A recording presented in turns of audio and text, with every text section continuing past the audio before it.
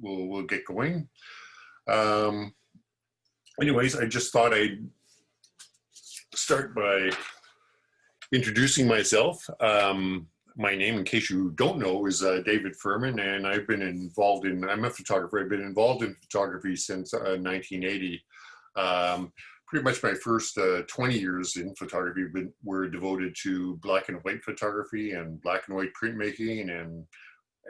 But since about the year 2000, I've been entirely digitally based. I was always interested in getting into digital, and once I got in there, it certainly opened up a whole Pandora's box of new possibilities, new creative possibilities. So, of course, I've been doing digital prints, inkjet prints, in other words, but I've also been doing like multimedia DVDs when those were a thing, which was seems like years ago now. Done several personal websites as well as websites for other people. And I've also used sort of digital means for doing large-scale public art projects that involved photographs that were then printed on glass and all sorts of things like that. And now I'm sort of more solidly into producing digitally produced books, and that's what we're going to be talking about today. Okay. There we go. So this is what I've just finished going over, just my background, my brief background. So today, what I really want to concentrate on is showing you what I've been doing in terms of bookmaking projects, and a discussion of what I've learned in doing that work and what actually works and what doesn't work. And maybe an idea of how you might fit this into your own art practice, whatever it might happen to be. It doesn't necessarily have to be photography for sure. So as I stressed before, I am pretty solidly a photographer. That's my art practice, I guess you'd say. So everything I do starts from that perspective. Photographers would probably call the books that I'm producing photo books, and certainly the print-on-demand industry would call my books photo books. But I like to think them as artist books, and artist books can range from anything from the print-on-demand books like I'm talking about to producing zines, or also doing handmade books as well, which are more of a one-off kind of thing. I don't think of my books as portfolios of the work I'm doing. I like to think of each book as a complete one creative thought, one creative project. So my intent is that for each of my photographs to flow from one to the other, to another, from page to page to page, and so on. And the idea is that although they're comprised of individual images, and each of those individual images might be interesting, hopefully they are interesting on their own, they gain strength by being in a sequence and creating a whole story. In other words, what I'm doing really is I'm building stories page by page, and that's the whole idea as I see it in producing an artist book.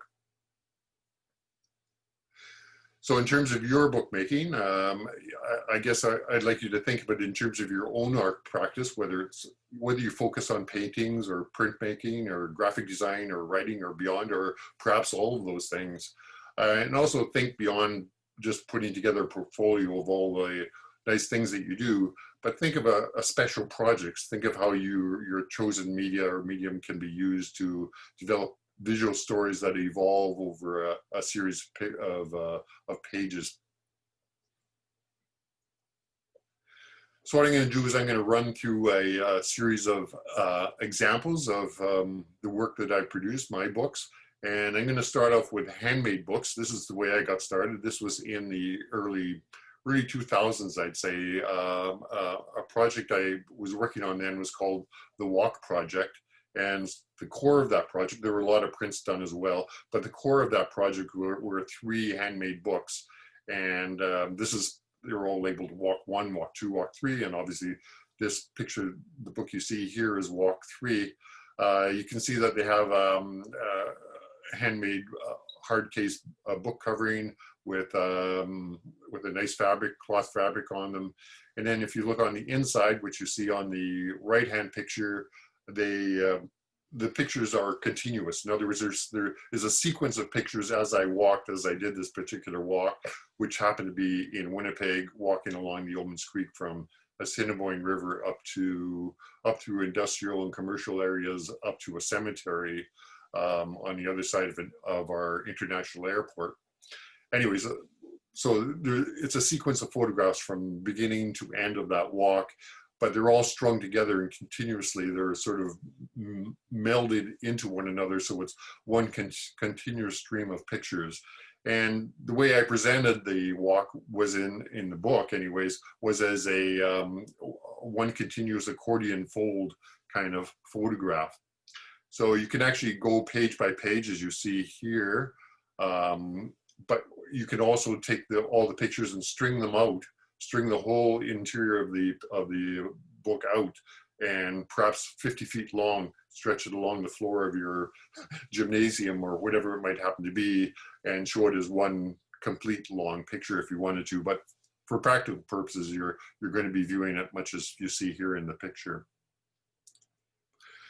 More recently, I've done another handmade book. This was actually done just last year. It was involving a long distance walk that my wife and I did in Andalusia in Spain.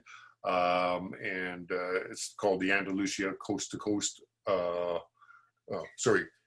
Walking Coast to Coast in Andalusia was the name of the book. And in this case, it's also a hardbound, cloth-bound a book with a handmade cover and sort of a post style binding, which you see here, just post. But the pages themselves are very light, delicate, translucent, tissue-like inkjet paper that's made in Japan.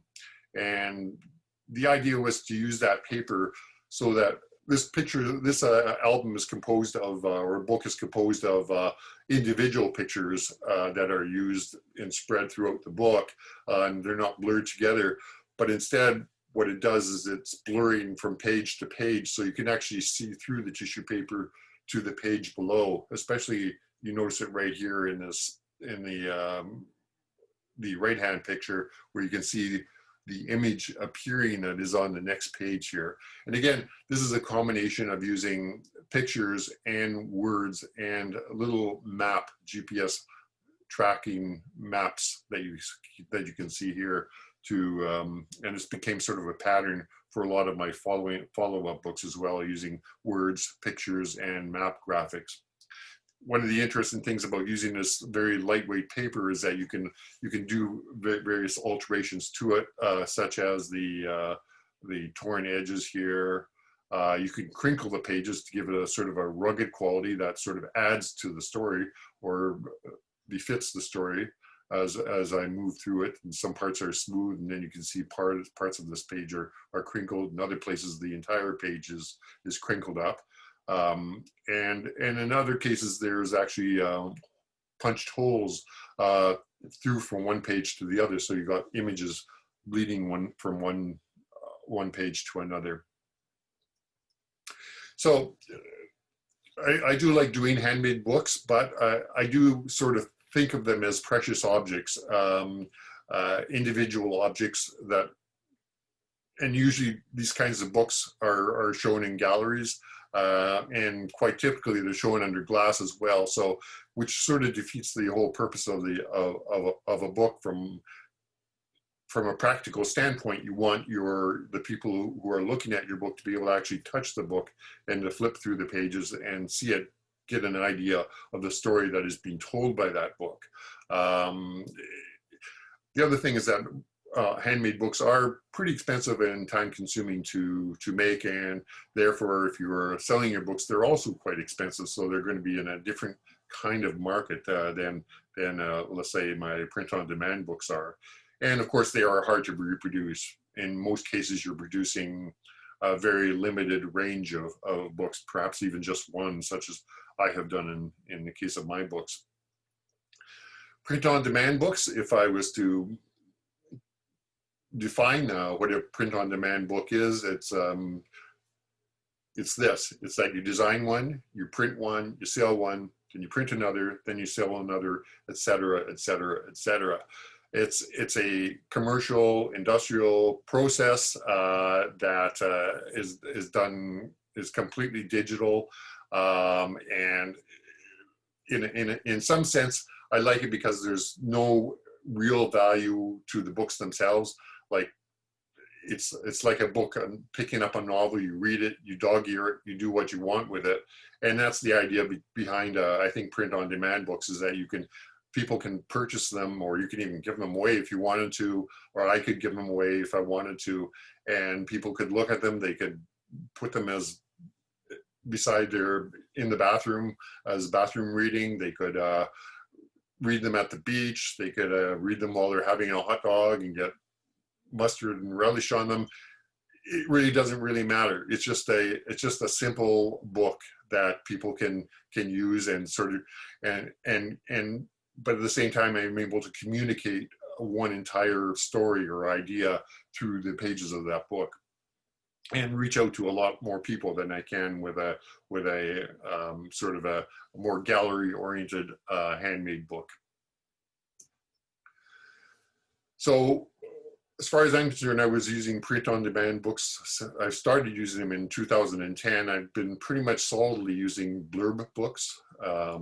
And so far I've published 11 books over that time period.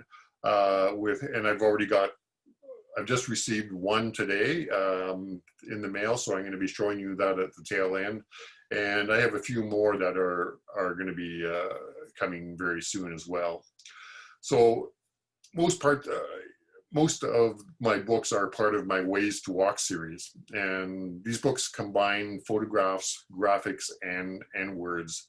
And I see each book is actually either an individual walk or a set of individual walks that sort of express a theme that I've set for that particular book. There's a set format for the series. All of the books are 7 by 7 inch, and they're all soft cover books. But within that format, each of the books approaches its subject hopefully in a unique way. So this is all the books in the series so far. There's 9 of them in this series, and as you can see, they're all the same size, same dimensions. They're all soft cover. They all sort of have this glossy cover, but within that sort of format, you can see all the covers, and the way I've treated the covers, for example, are vastly different. They have an individuality to them. So I'm just going to show you 2 or 3 of the books just to give you an idea of what I've done here.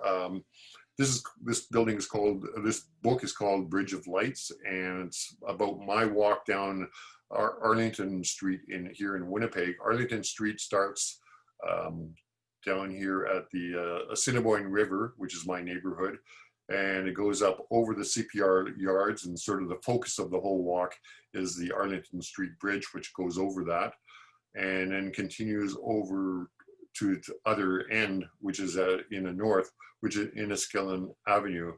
And in the process of doing that, there's the whole story of neighborhoods divided by these huge rail yards in the center, the CPR rail yards. It's a story about the change of neighborhoods from residential to commercial to industrial, back to residential again. And also sort of cultural divides that occur because of the bridge itself. And the bridge itself is quite interesting because it was rumored to have actually come from a bridge that came from Egypt and was installed over the rail yards in Winnipeg, a rumor. So anyway, so you can see here, just going back quickly, you can see that the map in this particular case is what I would call a word map. In other words, all the streets, even the rivers and the CPR yards, all consist of words. So Arlington Street just becomes the words Arlington Street stretched along here. And usually my books do contain an essay by me, either at the beginning or at the end or somewhere along the course of the book. Then on the right-hand side, you can see the how the book progresses, and you can start to see how it's a combination of that word map integrating into the pages along with the photographs. As is the case with a lot of my books, this one uses iPhone photography, and you can see along the bottom here, this sort of continuous long image is actually using the iPhone a panorama feature in, I think, what is a sort of a creative fashion. Okay, so then we come to the bridge and we start to go over the bridge right here, and again using cross streets and Arlington Bridge to create sort of that word map in graphics. And then as we go over the bridge, then I start to use the panoramic function in iPhone to create these sort of abstracted view of the cast iron structure of this quite old bridge. Another book is simply about walking a dog, really. It's called Walking Sticks, a month of psychogeographic walks with a greyhound. This is our family dog, Styx, S-T-Y-X-X. And what happened is that this is a few years ago, Styx and I went on a month of walks. And I set up a sort of a set of rules for how we were going to conduct these walks, sort of to make it this psychogeographic exercise. And I won't go into psychogeography, that's a whole nother topic. But anyways, we tried to head out in all sorts of different directions. In some cases, Styx leading me, pulling me in certain directions. In other cases, me pulling Styx in certain directions. And we just spread out around the city, starting from our home.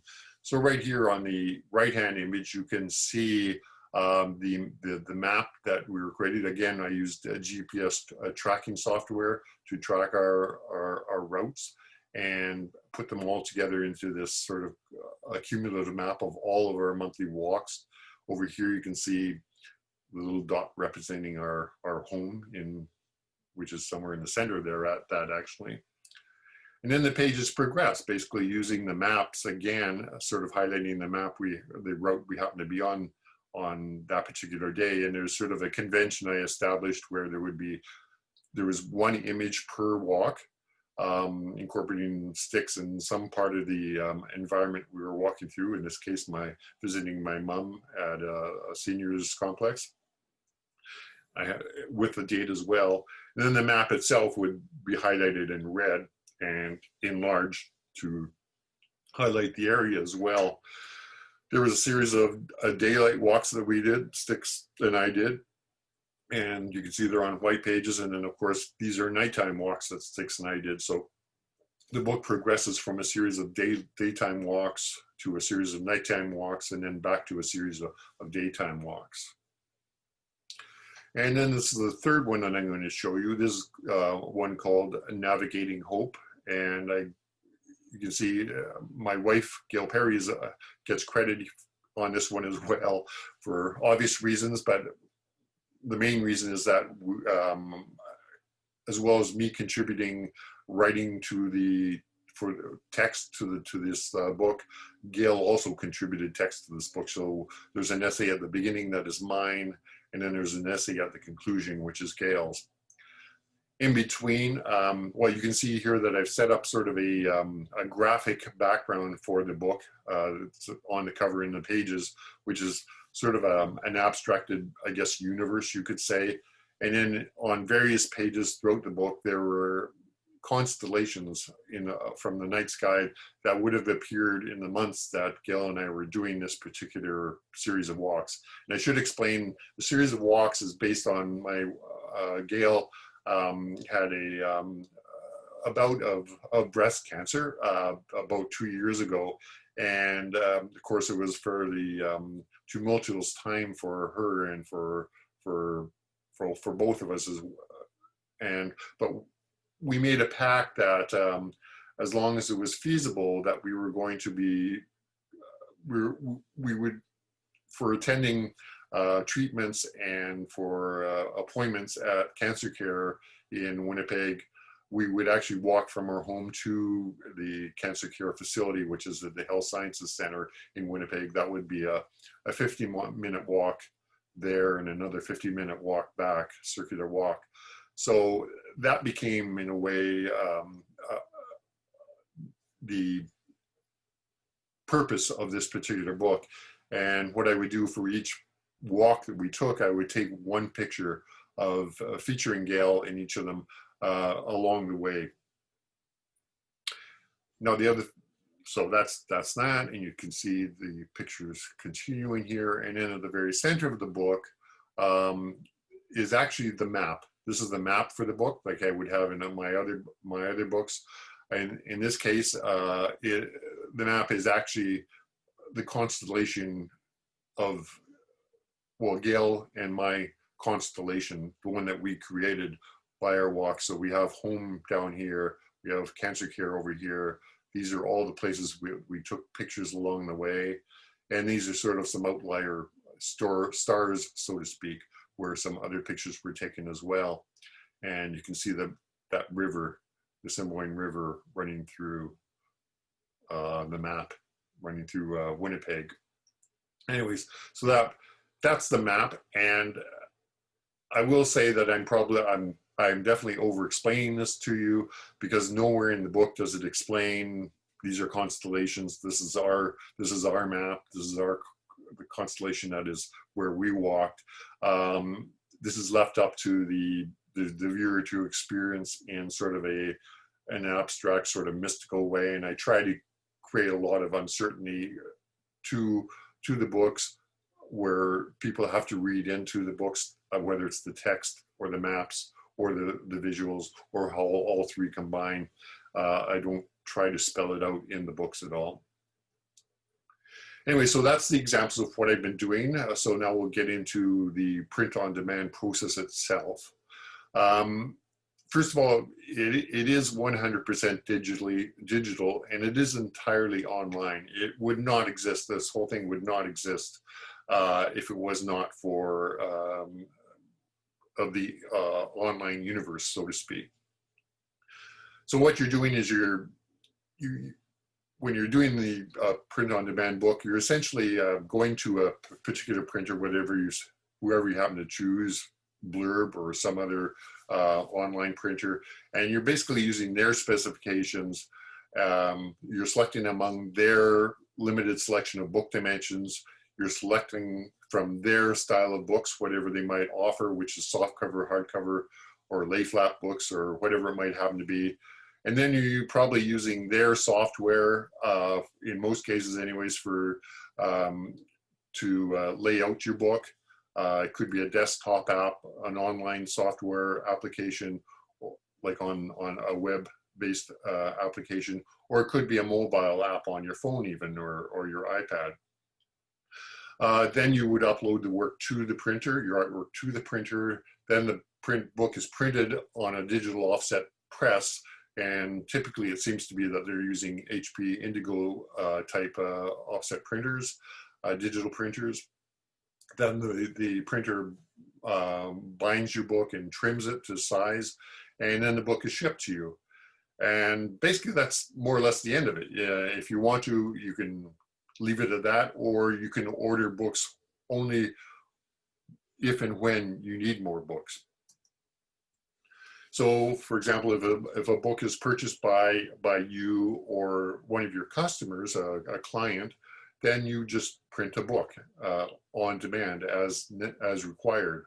Or if you as an author, for example, need 10 copies for a book signing, then you just order 10 books online and it's printed on demand for you. So it's basically you're not keeping any inventory at all. You're just ordering books as you need them. So the advantages of print-on-demand bookmaking, first of all, it requires very little cash outlay. There's basically just the cost of the artwork, cost of 1 or 2 books. It's scalable, of course, because you can order 1 today, order another month in a month, or order 10 for a book signing 2 months down the line, whatever you happen to require. It does encourage experimentation within the limits of the production process. Obviously, you're dealing with a limited set of formats and styles of books as laid out by the printer. But within that, you can play a lot with layout, type design, and in doing so, you can experiment a lot without incurring a huge expense. In other words, you can make mistakes. You can try something out, get it printed. If you don't like it, then maybe it's cost you $20–30. It's not a really super expensive kind of thing. There's also a fairly quick turnaround from idea to book in hand.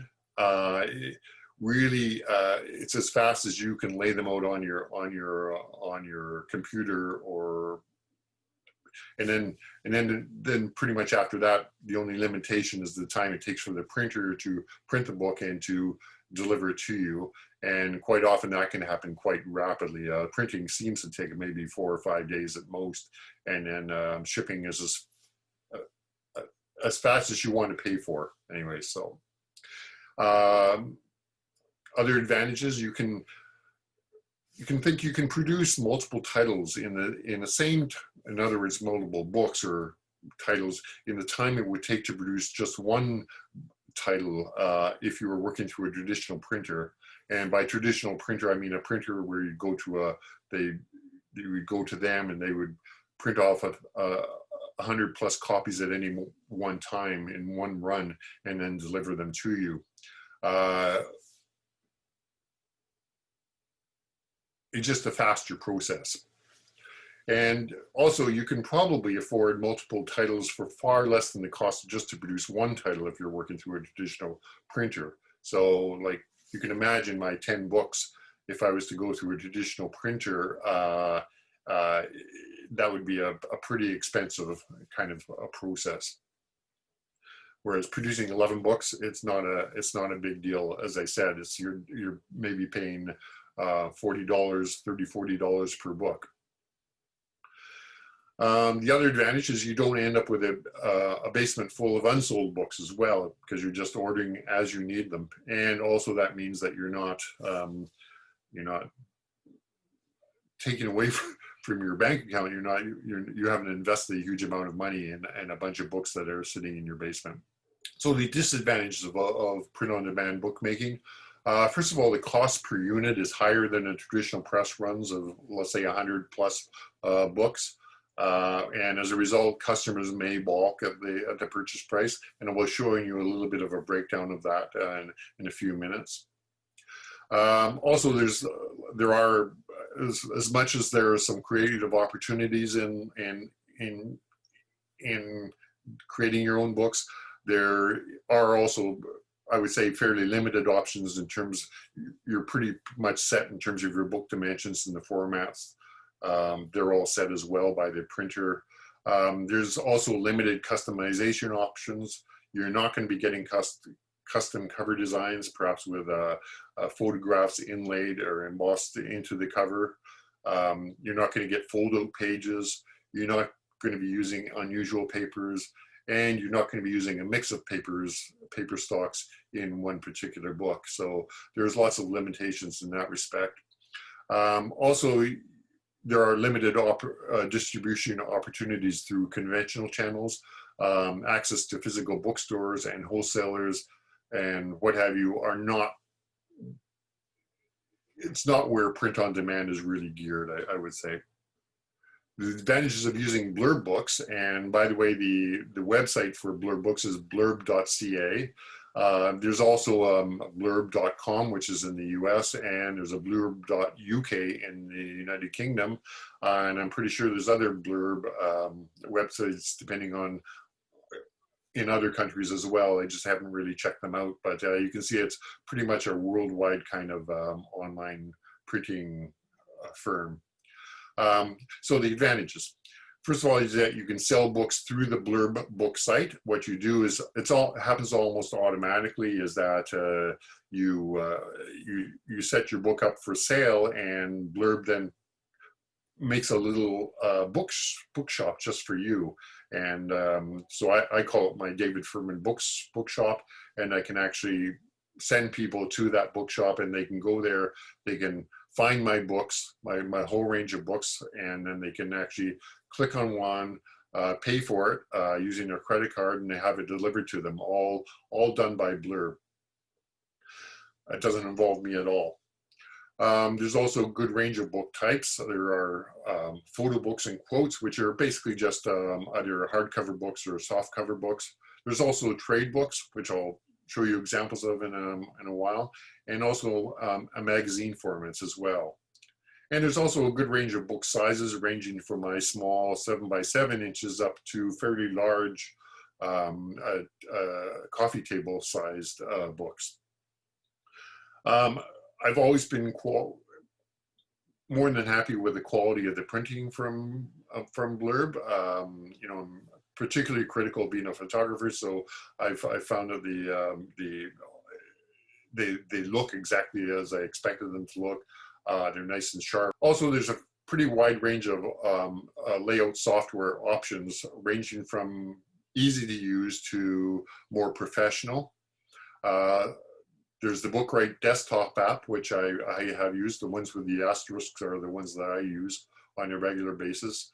There's also a Blurb app for your iPhone and iPad, so you can actually upload all those Instagram photos you take, or at least assemble them into the book on your iPhone in the Blurb app, and then upload them to Blurb, and they will print a book for you and send it out to you. So that's kind of an interesting idea. I haven't really used it though. There's also Blurb is also built into Adobe Lightroom if you use that. And there's also a plugin you can get for Adobe InDesign, which is a page layout application.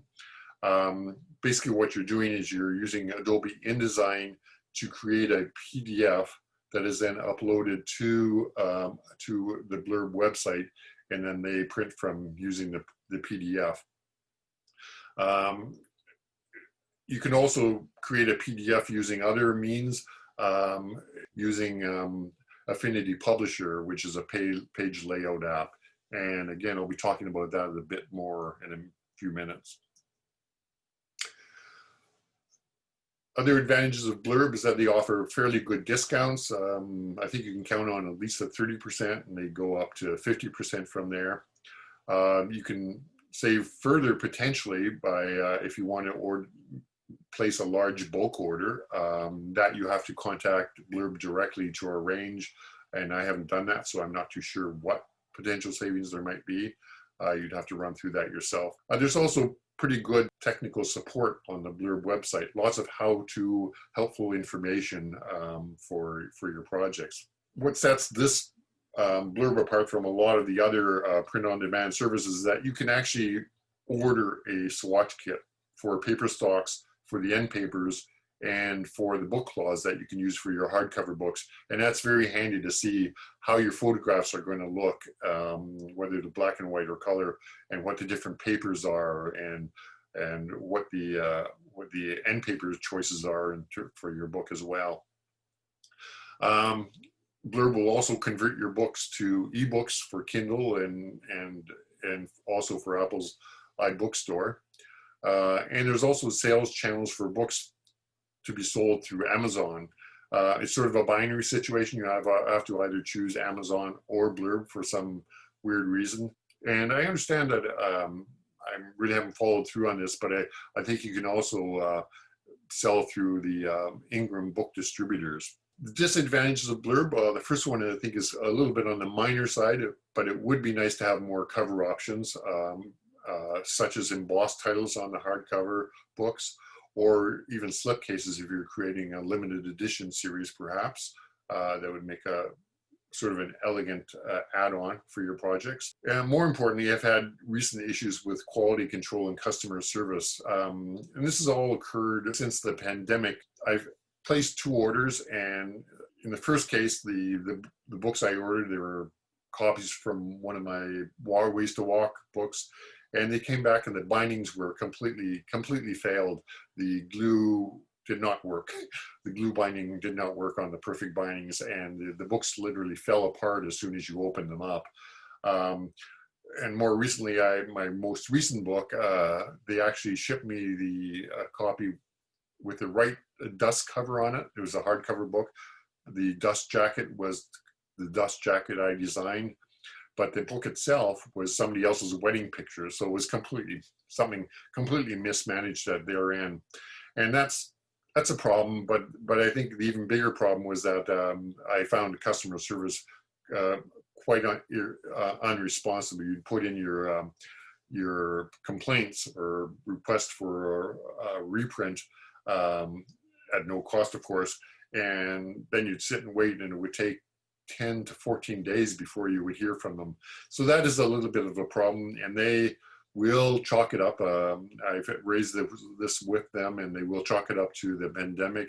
So I'll cut them some slack as far as that's concerned. But it does make me a little bit wary about using them in the future if they don't correct that situation. Now, there are other print-on-demand services available online, and there are many choices out there online. Far too many for me to deal with, but what I'm going to do is deal with 4 of them just to give you an idea of the range that is out there, and I think maybe some of these that I'm mentioning also are the ones you might want to work with over the time. So most of these print-on-demand services are pretty much geared to an amateur market. So they're geared to producing wedding albums or family picture books type of thing. Also, most of them have a single layout software option, and quite often that software option is online. It's not a desktop option, so you're using a web-based software, which I'm not a big fan of. Also, most have no online marketing facility. In other words, the idea is that you get your book printed, they deliver it to you, and that's the end of the story. There's no involvement in follow-up marketing at all. So here's the first of the 4. This is Picto. Picto.com is where you would find them on the web. They're a Canadian company based out of Toronto. They're actually in the Distillery District in Toronto, and they have a kind of a nice gallery there if you happen to visit them someday, not right now. They have a good choice of papers available. They have some quality ink options. There's more of their standard 5 ink printing option, or more of a premium 7 ink printing option, which I haven't seen any other online printer offering that. Their software is online, or they do offer a PDF upload. And I should mention, I have actually ordered a book from Picto and laid out a book in Picto software as well, but it was quite some time ago, so I would have to go back and retry that, so I'm not too sure how valid my experience is today. I'm quite sure the software has changed significantly. However, they do offer premium features. They offer custom slipcases, embossed titles, and a wide range of linen cover cloths for your hardcover books. They don't provide an ISBN, which is an international standard book number, which you need that if you're going to submit your books to libraries or even sell them in a bookstore. And also their books tend to be on the expensive side. Photo books is another option. You would go to photobookcanada.com. However, don't be fooled. They are a worldwide organization, and they have no real, as far as I can tell, any real connection to Canada to speak of, other than they have a website that has Canada in it. I have used them, not for books, but for calendars. As you can see behind me here is a calendar that I did. We do an annual calendar of our Greyhound sticks. And I must say that the quality of the calendars are quite good paper stock as well. So to that extent, I think they're a quality product. And I'm sure the books are just as good as well. They do tend to be, if you look at it on site, their prices on site, their books appear to be expensive, but they do offer rather massive discounts. They do not provide an ISBN number,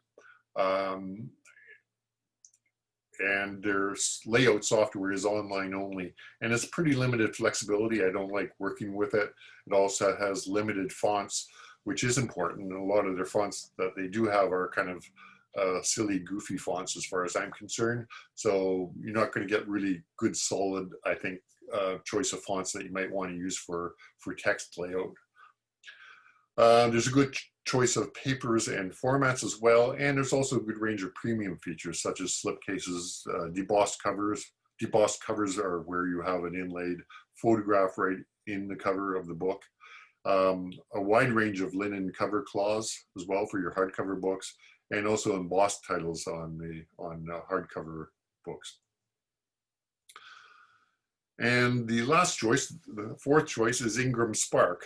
Now, this is actually part of the Ingram empire, and Ingram is basically they're I understand the largest book distributors in the United States, but they have a worldwide reach as well. So Ingram Spark is sort of their print-on-demand wing of that organization, and what they do is they offer end-to-end self-publishing platform. In other words, you upload pictures to them, they can print them on a print-on-demand basis, but then they also will help you distribute your books to, well, not just to directly, but also through their channels to bookstores and libraries and what have you. So it could be a pretty helpful approach to use. Laying out your book is not for the faint of heart. It is PDF based. In other words, you have to use InDesign or Affinity Publisher, for example, to design your books. So there are certain skills that are required to do that. They approach their charges in a different way.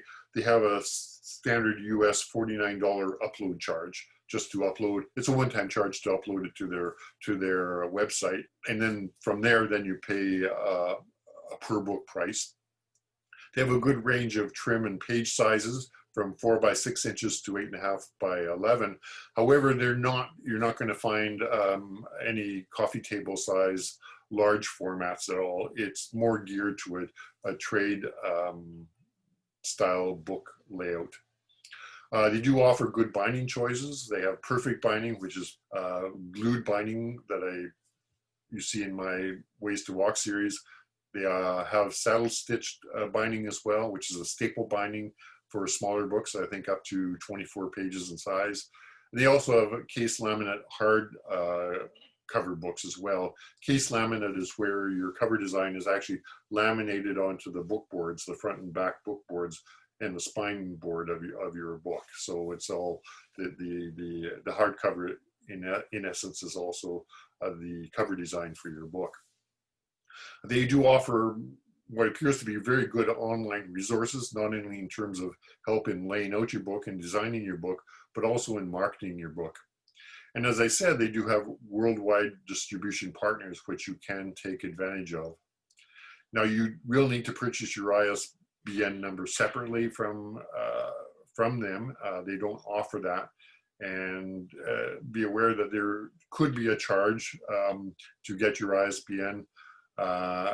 I haven't had to do that, but my understanding, if you're a publisher and publishing other people's books in Canada, anyways, it costs $124 per ISBN number.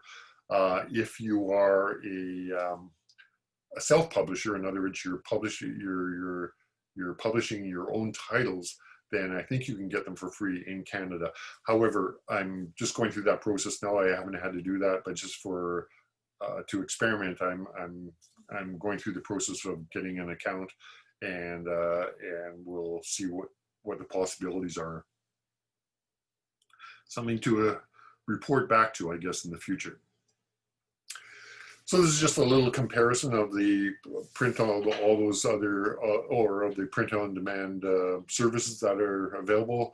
To start with, I used a recent Blurb book that I'm printing, and I'm going to show you this to you at the end of the presentation. I actually just received it about 1 hour before this presentation from Blurb, and this is the one that I had the big kerfuffle with from Blurb, where there was a mistake made in sending the wrong book to me.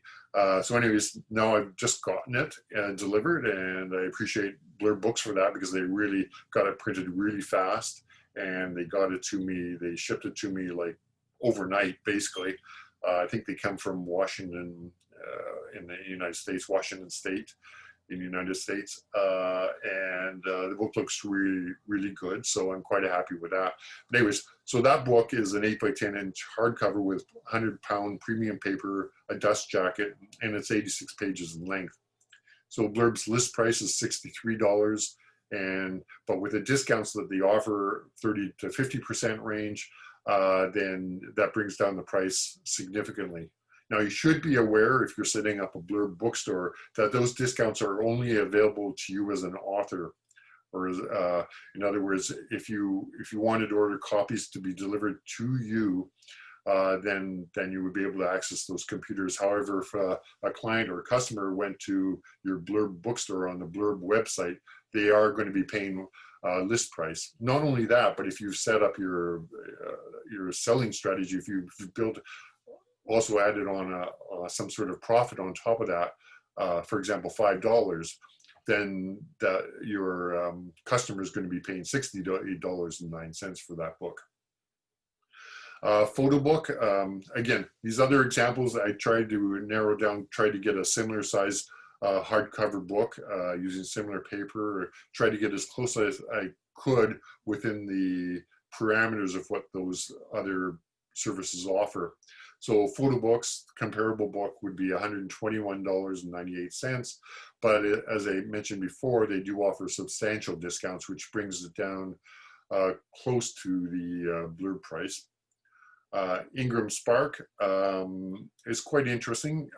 As I mentioned, there's the one-time upload charge, which in Canadian dollars is $64.45. But the book itself, the on-demand print price would be $20.68. So every time I ordered a book from Ingram Spark, it would cost me $20.68. So that's substantially lower than the other services. They don't offer any discounts on their books. However, on the upload charge right now, you can upload for free, I noticed, until December 31st. So if you're interested in doing a Ingram Spark kind of book, then now would be the time maybe to do it. And then there's Picto Books. Their book, comparable book, would be $112. I don't really track their discounts. I get a constant flow of emails from them, but their discounts seem to be in the 15 to 30% range. Quite often also they're just geared to first-time users, so that does make the price of the Picto Books considerably higher than most of the other book services that I've listed here. So now we're going to go into working with Blurb itself. As I mentioned, the first thing you would, if you want to use Blurb Books as your service, then I would definitely order the swatch book or the swatch kit. What it does is it contains a selection of papers as well as end papers, which you see here. There's a range of 4 of them. This, by the way, is a standard end paper, sort of this brownish paper. There's 3 other choices. If you wanted this option is free, or it comes built into the price. These other options you pay a little bit extra, somewhere in the $3 per book range. These are the cover linens that they have. Not a big selection really compared to photo books, for example. This is the standard, which is a black linen cover, hardcover. This oatmeal and charcoal covers are quite nice, but they do add on something like $6 per book. So that's something to consider as well. Most importantly, what comes with a swatch kit is the whole range of papers that you can use. There's a number of them, and they each have quite interesting qualities. to them. This is the premium luster that I'm using in my latest book, 100-pound paper. So I can take a look at it. It's nice to hold get a feel of the paper, its heaviness, what it looks like, and also to see what your images might look like. On one side there's a black and white image, and then on the other side there is a color image. So you get an idea of the print quality and how it will look on the different papers. They do have a matte option, for example, and you might be interested to see how the matte option would compare to a luster option if you're making choices. By the way, all of my Ways to Walk books are just printed on their standard paper, which is really quite good. I have no problems with it. So all these other papers do increase the price of your book. So bear that in mind. As far as formats are concerned, this is the picture shown here is the hardcover image wrap, or case laminated option, is the term that Ingram Spark would use. So basically, you can see that your cover design is wrapped right around the hardcover of the book itself. In the case of Blurb, I find that the hardcover is it's got a rubbery texture that I don't like the feel of. I don't like touching it really, so I'm not too thrilled about that. I'd rather if it was just sort of a shiny, solid cover, or just a matte, unrubbery sort of texture. So I'm not too sure why they selected that, but I'm not a big fan of it. So that's the cover of it. This is my latest book, which I just received. This is I did a couple of test books of it, so this is an earlier test book that I did. And by the way, if you decide to work with a print-on-demand service, what I would recommend is that when you're contemplating doing a book, lay out 20 pages of it and upload that and get a print so you can see what, like if you want to use a particular paper, find out what that paper is going to look like with your images on it. Or, if you're experimenting with how close you want images to the gutter or away from the gutter, that type of thing, try a test book just to see how things look. It's a pretty low cost kind of option, and it gives you a real feel for confidence as you go on to develop your book further. So that's the hardcover book with a dust jacket.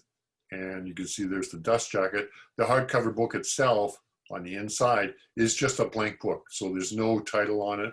There's no title on the spine either. So you really do rely on that dust cover to carry all of your book information.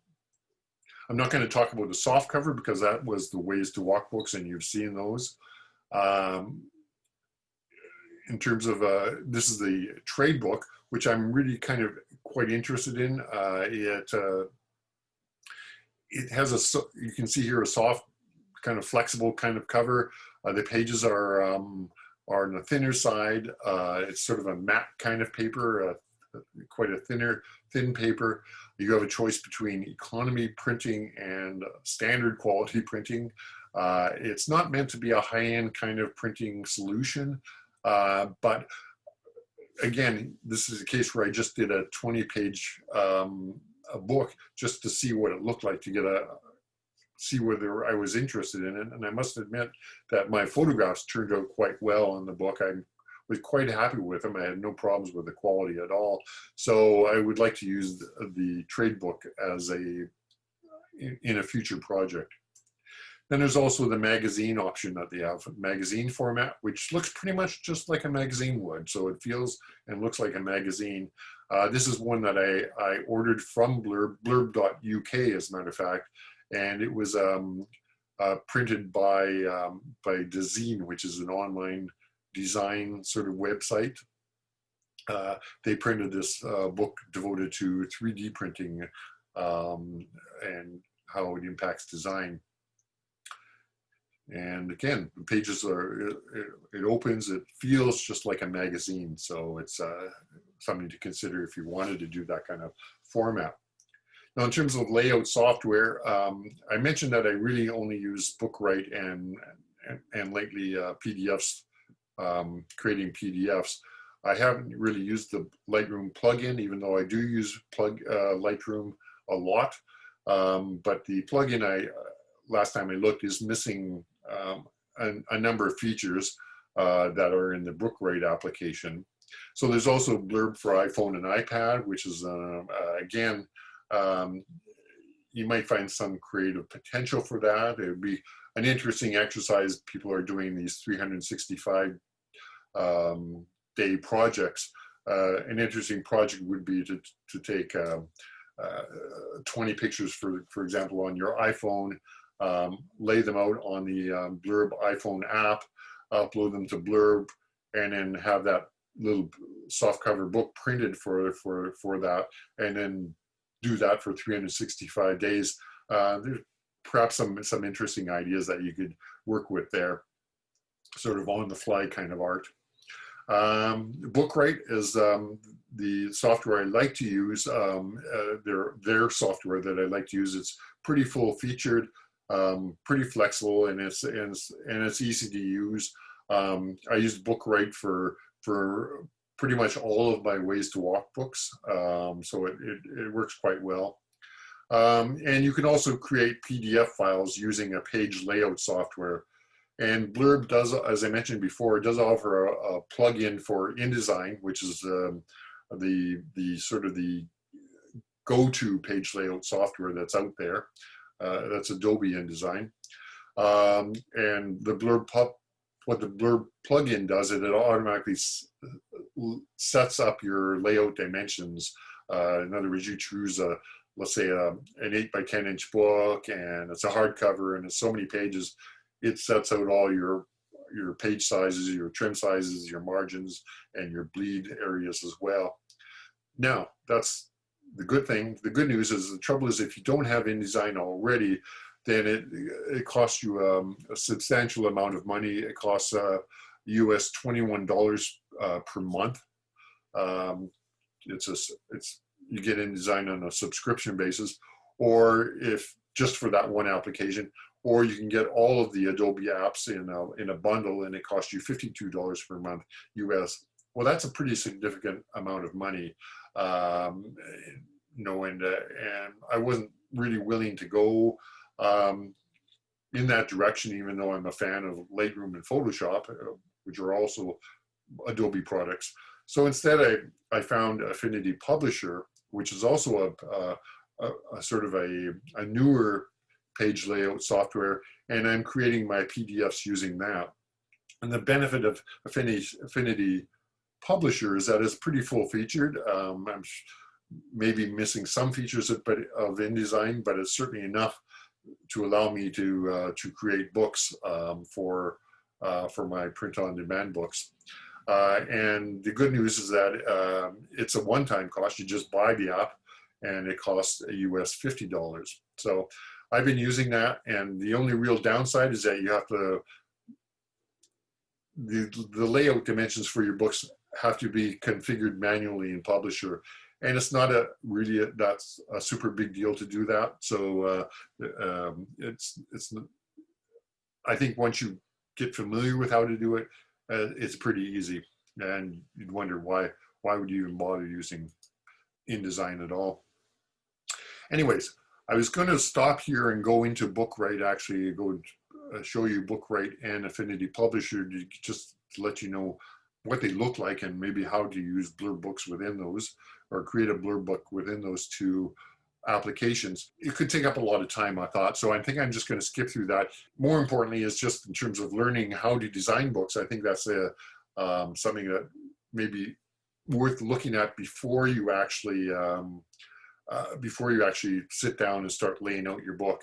And I got 3 resources that I think have helped me quite a bit. The first and perhaps best is Book Design by Andrew Haslam, and they say it at the top here. They say it's a comprehensive guide, and it truly is. It goes through all the elements of a book, and it gives you all the ins and outs of how to lay out type, for example, options. It doesn't prescribe anything, but it lays it all out for you so you can make intelligent choices. And I think it's a good manual for getting into book design. Indie publishing, how to design and produce your own book, edited by Ellen Lupton, is a little bit more informal, but still quite good. It sort of deals in a lot less detail than the other book did, but it's certainly worthwhile taking a look at. It also gives you lots of interesting examples of books as well along the way. It's written in sort of an offhand sort of way, which is approachable. And the first book I showed you is more written in a textbook kind of fashion. And thirdly is self-published Be Happy, DIY Photo Manual and Manifesto by Bruno Cashel. Hope I'm pronouncing his name right. They say photo book, but really whatever your artistic practice might be, I think you would find something in this. And what it does is it's like an ideas book. And so it goes through a bunch of different DIY publishers or printers or authors and talks about what they've done, how they've done it, and some insight from the designer or publisher about the ins and outs of how they created their books, and some simple examples of their books as well on the page. So it's quite nice. It's a good book just to be flipping through and to have on hand to take a look at, to maybe generate some creative ideas. So in terms of marketing, we'll start with Blurb Books. First of all, you can market on the Blurb website. As I said, you can set up your own bookstore, and you can set up that bookstore, and there's no charge for doing that. If somebody buys something from on the website using their credit card, there's no credit card fees that are charged to you. It's all sort of, I guess, baked into that fairly hefty price that Blurb charges for their books, the list price that they charge anyways. So as I mentioned, it does have built-in commerce as well. You don't have to worry about setting up credit cards or setting up shipping options. That's all done by Blurb. It does offer very good quality previews, which are quite nice. You can choose to either, when you're setting up your bookstore, to either set up so they can look at a few pages, or you can set it up so they can look at the entire book. And the previews, it's like looking through the book, so it's pretty true to the form of the book. I like them quite a bit. There is limited profit potential. You set that up when you're setting up your bookshop and setting up your books for sale. You can add on a profit on top of the Blurb list price. But of course, you got to be aware that the price is increasing as you do that. So, and I think it's fair to say that probably when you're selling books, you're not making a huge profit, regardless of what means you choose. So on an individual book, you're not making a huge bit of product, whether you're selling a book, print-on-demand book, or selling through a conventional bookstore. As I said, Blurb customers must pay list price if they're ordering on the website. And you also have the option, as I mentioned, to sell on Amazon. And you have to choose between Amazon and Blurb as your market channel. There's the ebook option, as I also mentioned. You can also create PDF ebooks. When you first order your first book, there's the option to order a PDF version of the book. It's only $5.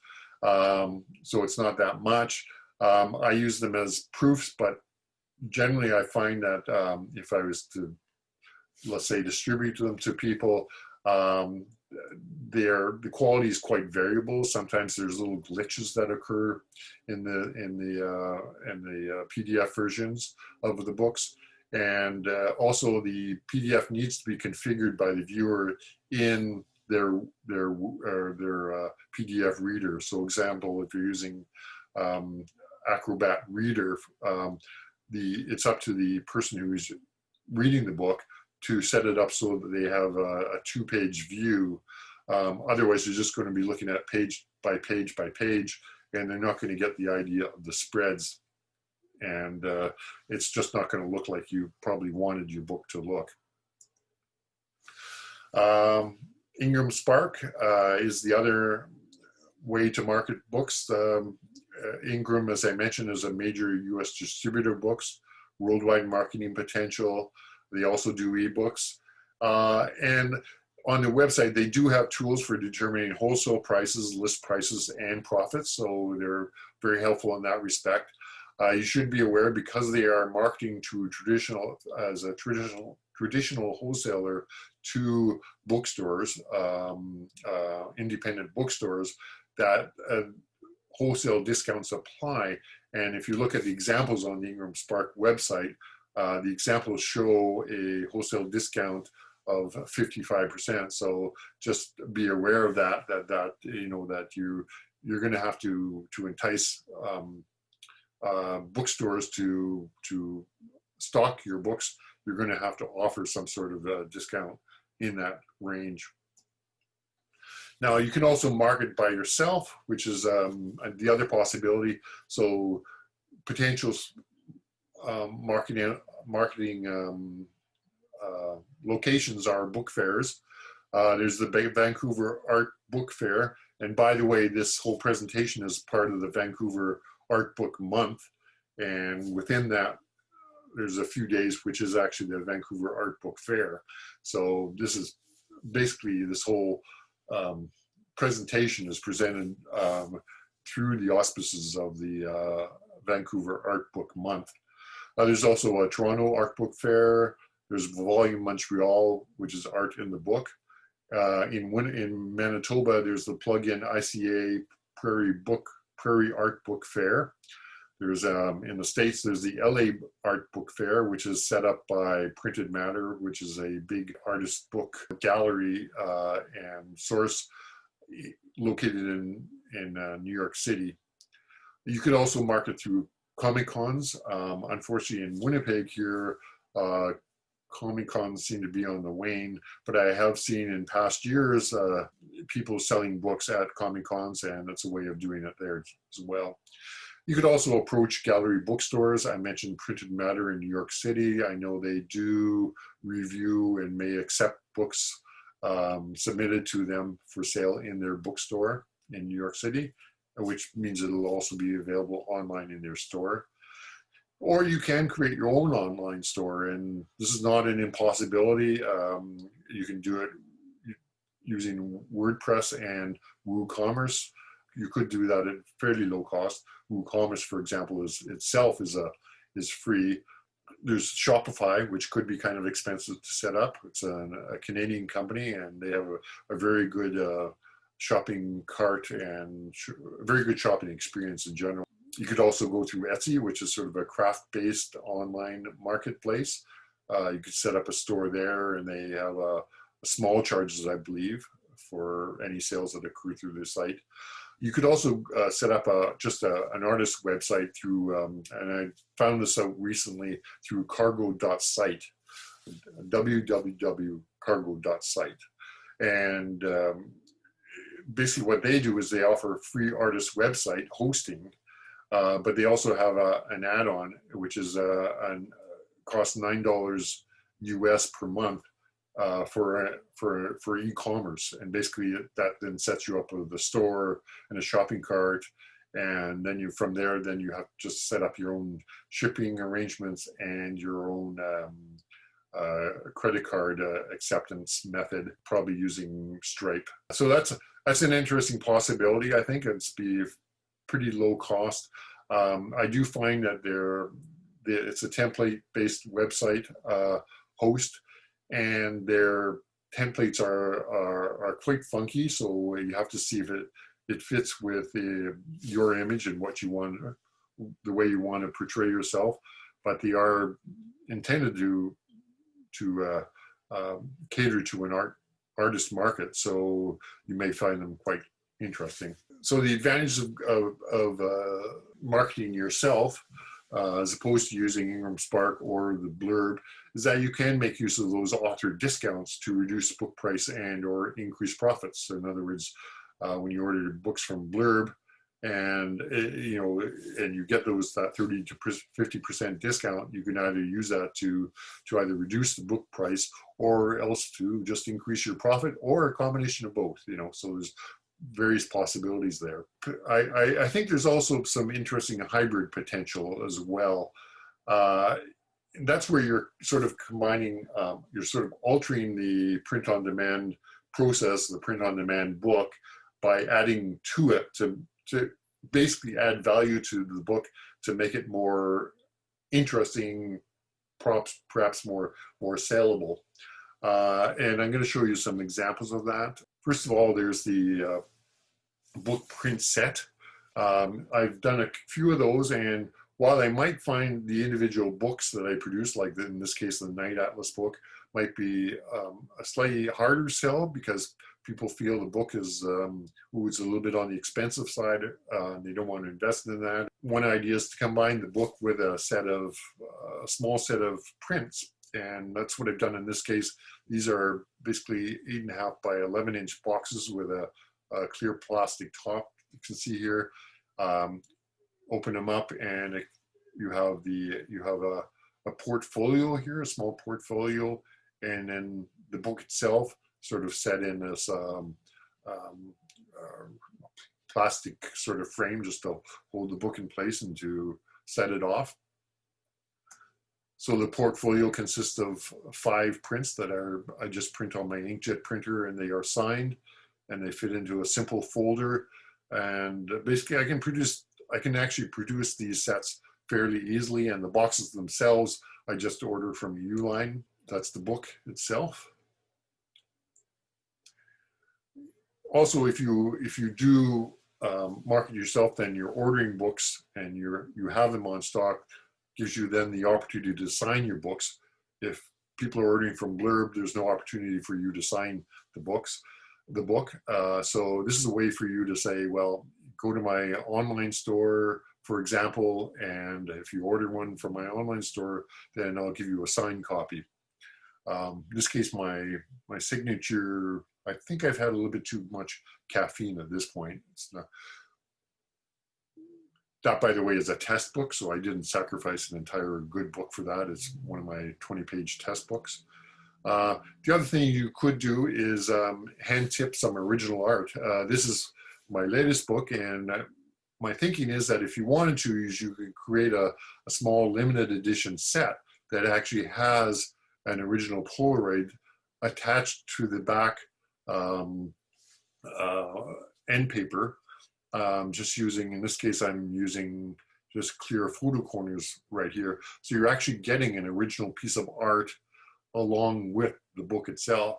Again, you're sort of increasing the value of the book, and you can charge much more for the book as well. And believe me, this would, given the price of Polaroids, to produce Polaroids, that cost would go up quite a bit. You can also alter books. Once you get them, you could perhaps arrange to have 1 or 2 pages that are altered, either by cutting the pages, such as I've done here, to create interesting ideas, or punching the pages, for example. This was just quite simply done using an Olfa circle cutter. You could also have hand tip foldo pages into your book as well. In this case, I just had a blank page on the back of the book that I just trimmed out. You can sort of see it here. I just cut it so there was just a tab left, and then I just used Yoo-Hoo glue in this case just to attach an inkjet print, a foldo print, to the back of the book. So that's what it looks like. And again, this is just a way of perhaps increasing the value of the book with, first of all, a fold out, and also with a unique piece of art. Anyways, I think that's it. Except before we say goodbye, I just want to show you my book. It's a hardcover book. It's my pandemic book. So it's quite different from my other walk books. It doesn't involve walking at all. It's a hardcover book, as I said. You can see that. There it is, the hardcover with a dust jacket on it. Title on the spine. You can see there. There's the cover again. So my pandemic book is basically pictures taken from the windows of our house using a vintage Polaroid SX70 folding camera, and currently available SX70 film that is still being produced today by a new organization that was formerly called the Impossible Project, now just called Polaroid. Anyway, so that's the book, and here we go, a little bit darker. So that's the book, and end papers, as I mentioned before, what the end papers look like. So in this case, this is a little bit different. My other books where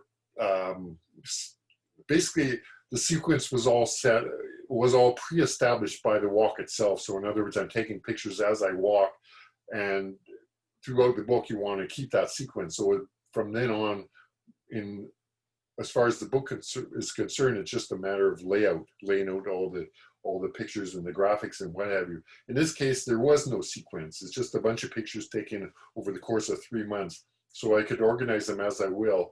And that was quite freeing and quite, became a creative exercise in itself. And I ended up sort of laying out the book quite differently from perhaps even a normal book would be. It starts out with a simple image that shows me reading a book. This is Andrew Kertész's From My Window. And this was a book that was printed in 1983 by photographer Kertész, and that became the inspiration for my book, actually, From Our Windows. And Andrew Kertész was quite late in his life, and he did this in sort of in homage to his wife, who had just passed away. And so we started doing a whole series of photographs in his apartment in New York City using his SX70 camera. So it starts out with that, just a blank page. Again, a lot of it has to do with pacing. So you can use blank pages and half pages empty to control pacing of the reading of the book. So it starts off with an essay from me about my experiences during the pandemic. And it starts off with another one, sort of I call it a speculative past, which is my sort of imagined monologue. It's written by me, but in the voice of Andrew Kertész, and what he was experienced in his apartment doing his series back in the late 1970s.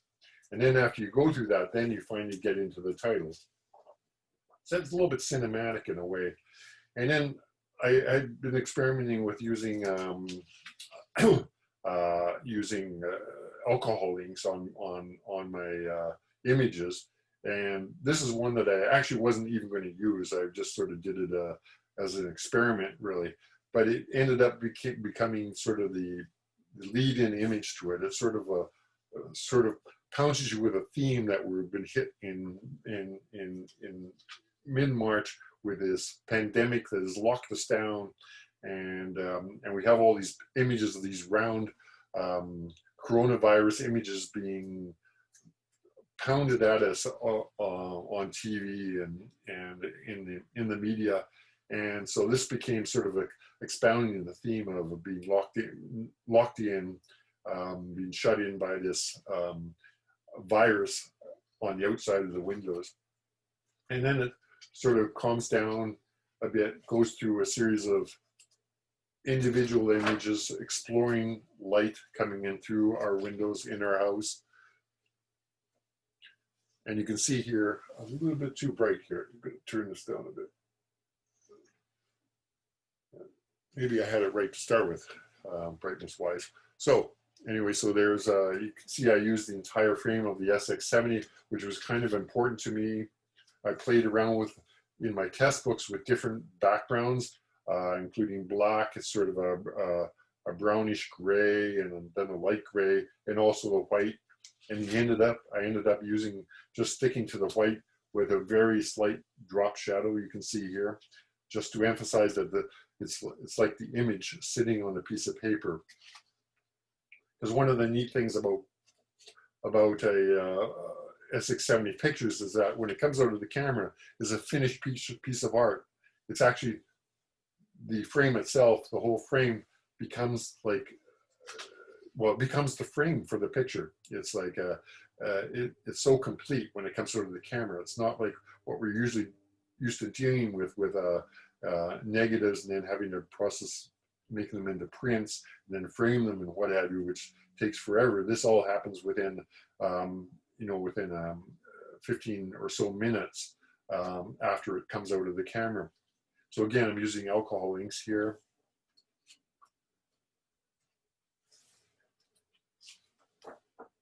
And it goes through and it again calms down. And then it sort of again sort of developed, the theme has sort of reintroduced itself of the alcohol ink sort of standing in for, I guess, the virus, you might say. And sort of it's like you have it's like in a musical piece where it starts off with a thundering theme to start with, and then it sort of goes down into the allegro tempo, and then the theme comes pounding back again afterwards, and then it goes into another movement after that, as is this case here. And then a little bit later on, the theme comes pounding back again. So this is the, again, the thicker paper. This is the luster paper, which has got a very nice quality to it, a very elegant quality to it, which I think befits this particular type of book that I'm doing here.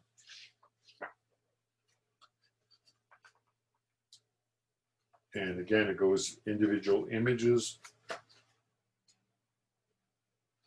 here, and then pound. There comes back that theme again, and go on.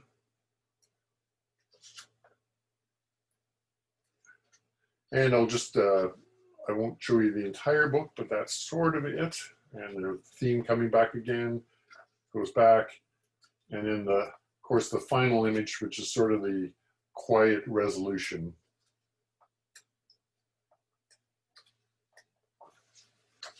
Of our image, where the quiet resolution of perhaps the book and perhaps of our dealing with the pandemic, our time during this pandemic as well. And then there's a little thing just about how I took my pictures, the equipment I used, and the equipment that Andrew Kotesh used to take his pictures in the late 1970s and early 80s. And then my colophon, which is just listing. This is the only place where I'm, other than the title, where my name is mentioned. There's no information about me at all in this book, except in the colophon, where it tells people that I am the publisher, the date it was published, how to contact me if they want to. That is copyright. And then also there is a credit to Manitoba Arts Council, who did give me a small, they call it a micro pandemic grant, really, to help produce this book. So that certainly helped in the production of this book, which was expensive, not because of the book itself, but because of the cost of Polaroid film. Believe me, it's quite high. Anyway, so that's that. Okay.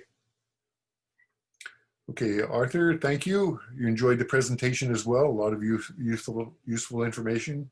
Hope you go ahead and make some books.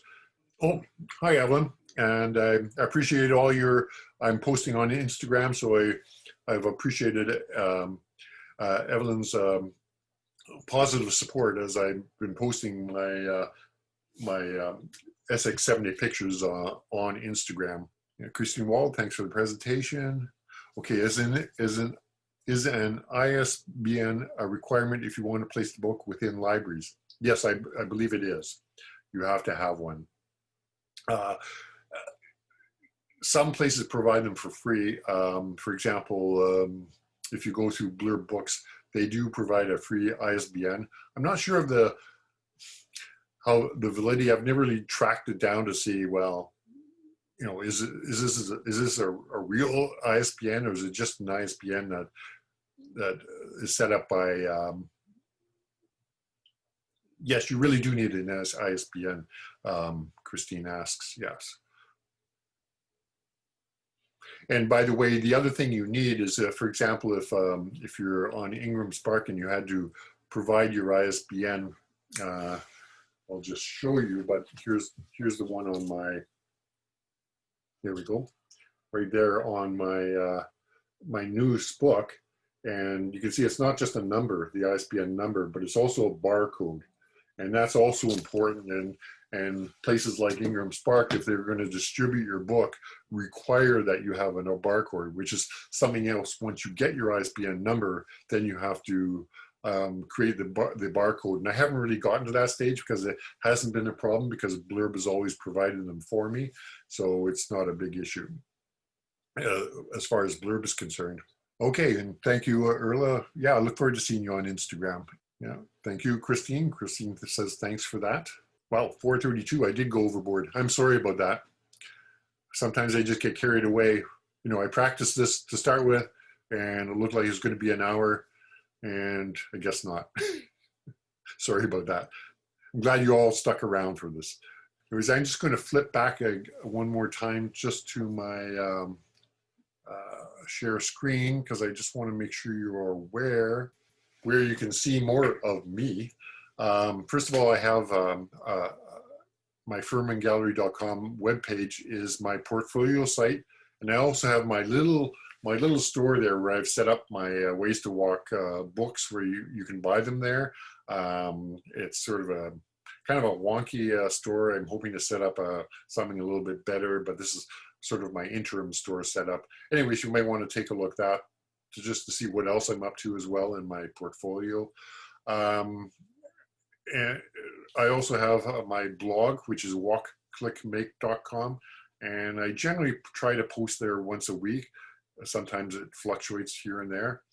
And I'm also on, as has been mentioned, on Instagram at G Furman, Facebook at WalkClickMake. That's my Facebook page, and YouTube at WalkClickMake. And by the way, that's where this video is going to be posted. Okay, I think that's probably it. So I'm just going to say goodbye, and thanks for everybody for attending and sticking with it, and we'll hopefully talk again soon. Bye-bye.